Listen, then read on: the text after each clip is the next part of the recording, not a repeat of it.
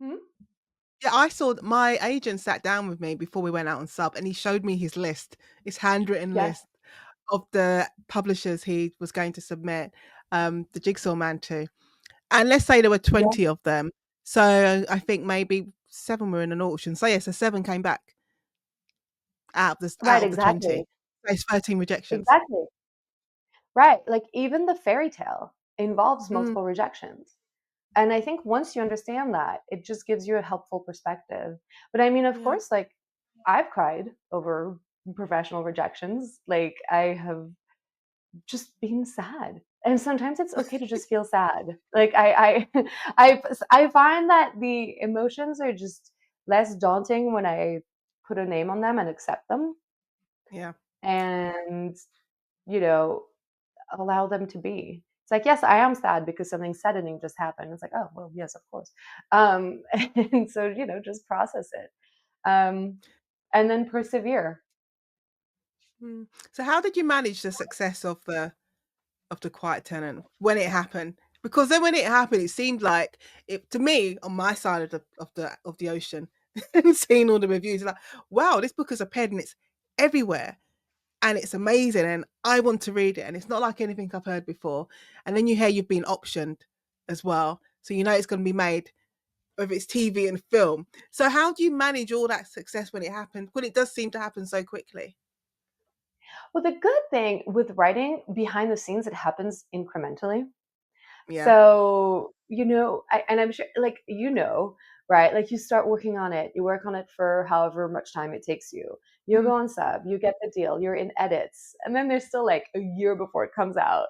And so then it comes out, it comes out. And then I find that success is built sometimes, and this was the case for this book, like in the medium to long term. So like it's like people kept reading it, and like a year after it came Mm. out, people were still reading it.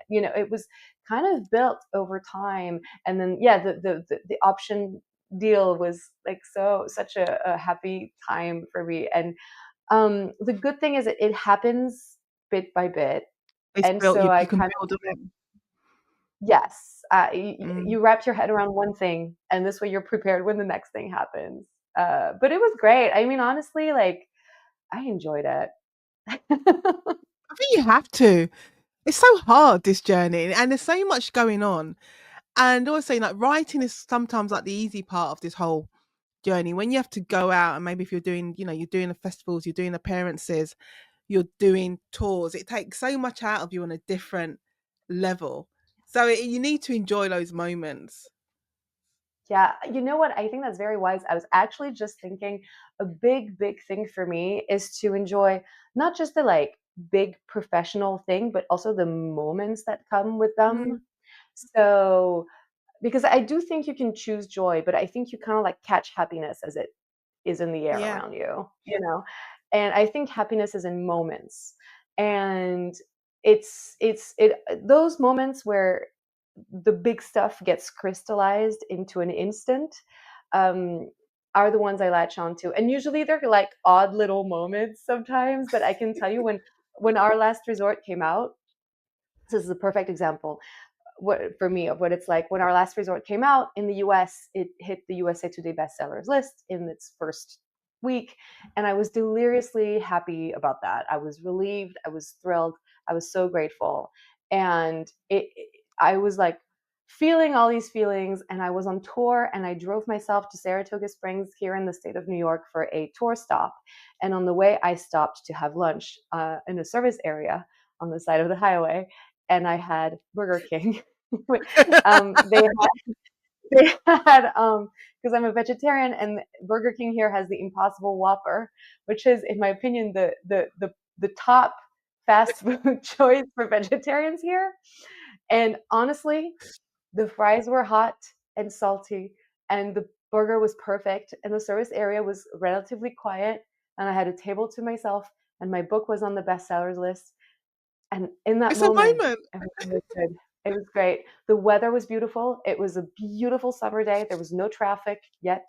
And in that moment, everything was perfect. This was a moment of happiness. And so I think that's how I enjoy success. You just have to find the Yeah. moments when everything It crystallizes. I think it's so true because there's been moments, especially in the summer, like I love the summer, and just going Mhm. for me, like doing a walk in the morning. I might have had like a stressful writing day the day before, and I've gotten up, gone for a walk, and I've seen, the sun is out, the sky is blue, and I've just stopped by the river, and I'm just, this is the perfect moment. Like everything is right in the Yeah, world, and I'm doing a good thing. I'm doing what I want to do, and I'm doing it yeah, well. And so you take yeah. joy in small moments. So that's really cool. Exactly. I think that's very, very wise, and I think that's the only way to do it, is to have those moments where you appreciate what's around you, and also you stop and you're like, "Let's zoom out for a second. Let's look at my Mm. life," you know? I had this moment this morning, actually. I was running, and there's a lake/reservoir next to where I live, and it's in the woods, and I run alone in the woods, which, like, if you read my book, sounds counterintuitive. And now I'm thinking And it all kind of makes sense. I wasn't going to ask where do you get your inspiration from, but I'm like, well, Clemence is running in the woods and their lakes. I'm like, all of this makes sense now. yeah, I just run by myself in the woods.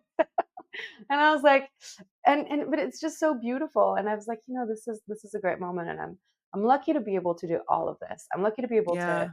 just be here and have all of this in my head, and I'm happy. It's nice to have conversations like this because a lot of time, and it's just the way of the world. Not everyone's publishing and writing journey is going to be. I'm not saying perfect's not the right word, but it's not going to be perfect. But it's nice to have conversations where you can celebrate the joy in the moments that you have, and you can sense the excitement that you have around your work Yeah. and what's happening and all the opportunities. Oh, there's never any shortage of stuff to worry about. That's Yeah, that's like that's for sure. I mean, I worry about everything all the time. But every once in a while, whether I'm running or having a burger, you know, having your it's Burger King. if I can.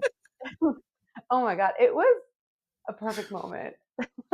It's always those moments. My moment this morning was sitting down and eating a cinnamon roll, and I was like, "Oh, I love it." A cinnamon. It was like I just love it. Just and it was warm, and I was like, "This is a good moment." I have nothing to do today except have my conversation with Clemence. I'm like, "This is a good moment." This is a good moment. And but I think that's very important also, to just find those moments we can treasure that don't depend on, you know, someone publishing the book or like an email or an Yeah. answer. Like it's great to be able to have sort of joy you can make happen.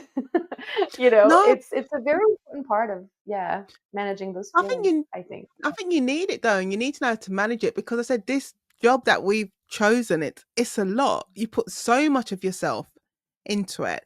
And always, Mhm. what we've always said as writers, like there's no guarantee. Like you can spend a year, 2 years writing a book, and there's no guarantee at the end of it that maybe your publisher may want it, or even if they do want it, and it doesn't sell that well, like it might sink like a stone in a Yeah, lake, or it might soar. There's just no guarantees, and you just have to take each day as it comes. absolutely. Absolutely. Mm. Are you working on the TV on the film adaptations, or are you Yes, just staying so clear with it? no, no, I'm involved. I'm very lucky in that regard. So, The Quiet Tenant and Our Last Resort have both been Mm, optioned for TV by Blumhouse, a production company behind like Megan yeah, and why am I blanking on, and Get Out. There you go. yeah. And many, many other great, great movies and TV shows. And and I'm attached as an executive producer on both adaptations. And that is another part of this journey that sort of surpassed the dream. It Mm. was the part that I didn't dare dream about, because it just, before anything happened, it just seemed like such a long shot. And I knew some people got adaptation deals, but I didn't know how it worked, and I knew it was difficult. And honestly, I have been so lucky to work with really talented people, very creative, very great creative partners. I've just really enjoyed that part of the journey. What have you had this I don't know if this is a weird question, but what have you had to teach yourself about the industry? Because there's so you can only learn so much, from what you may find out online and talking to other authors. But what have you learned yourself from this journey? You mean specifically the adaptation or everything? Just everything. Everything. Oh my goodness. Mm. That's the thing. So I am someone like there's this now late editor called Robert Gottlieb, who was at one point the head of my U.S. publishing house, Knopf, and he in his autobiography, his memoir, he says nothing is real to me until I read about it, and Yeah. nothing is real to me until I compulsively learn everything I can about it. And I just, when something big happens to me, I just read everything I can.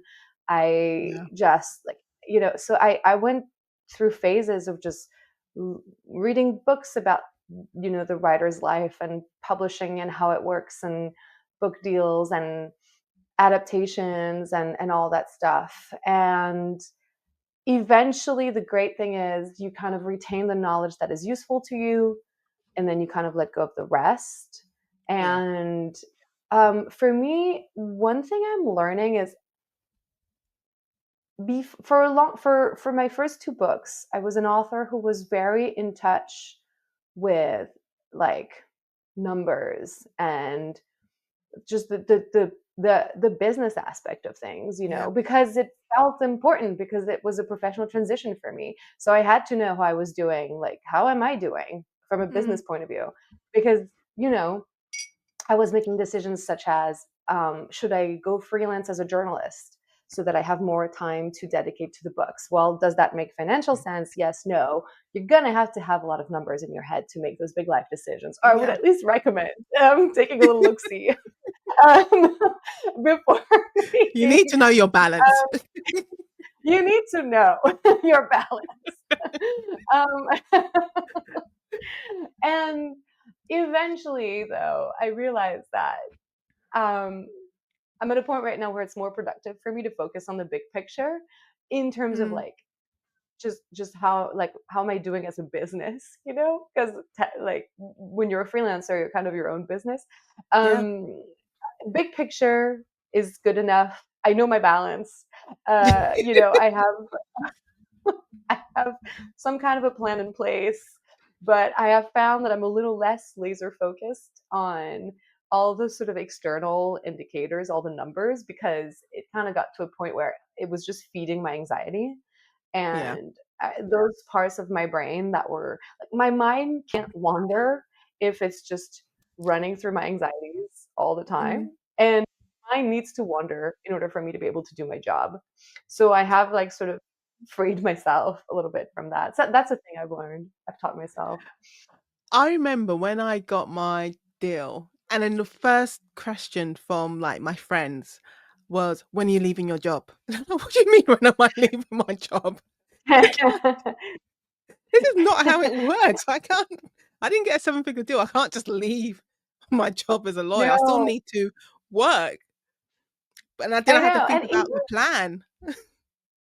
I know, and it's funny because when you think about it, because I've done it to other friends too. Before I was myself a writer, I did it to other friends, and now I look Yeah. back and I'm like, I understand, but even if you got a massive, massive deal, it's still one deal. You're gonna have to support Yeah, yourself for many years after.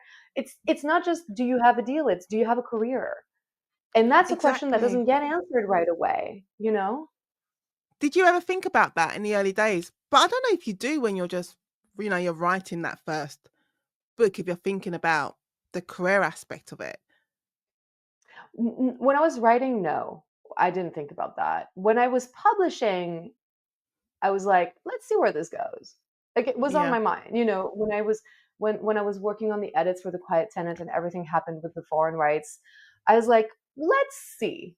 And then I stayed Mm. at my job. Like I was very much still at my job when the Quiet Tenant came out, and it was last year that I decided to leave, mainly because I loved my job. Actually, I miss I miss the job. I love journalism. I Yeah. want to do more of it as a freelancer. I just keep the books take up a lot of time, but I loved my job and I loved writing the books, but trying to do everything all at once made everything too stressful. Yeah. And nothing was joyful anymore. Nothing was fun. I mean, nothing was fun. That's an No, exaggeration. I still had no, fun and it was still joyful, but yeah. but you overthink it, because I remember a time when, for me, I say being a lawyer, doing that full time, and writing novels and then doing it's the other stuff outside the writing the novels, the social aspect of it, and trying to I couldn't compartmentalize myself and I couldn't give 100% to each compartment. Like something would have to give. And that's a lot to, Definitely. to consider. Yeah. Thank you so much for watching this clip from the Conversation podcast. If you'd like to see the full episode, you can watch it right now here on my channel. And don't forget to like this video and subscribe so you never miss a conversation. And if you'd like to catch up on more conversations, you'll find them linked on your screen now. And you can also listen to the podcast on your favourite platform. See you there. Bye.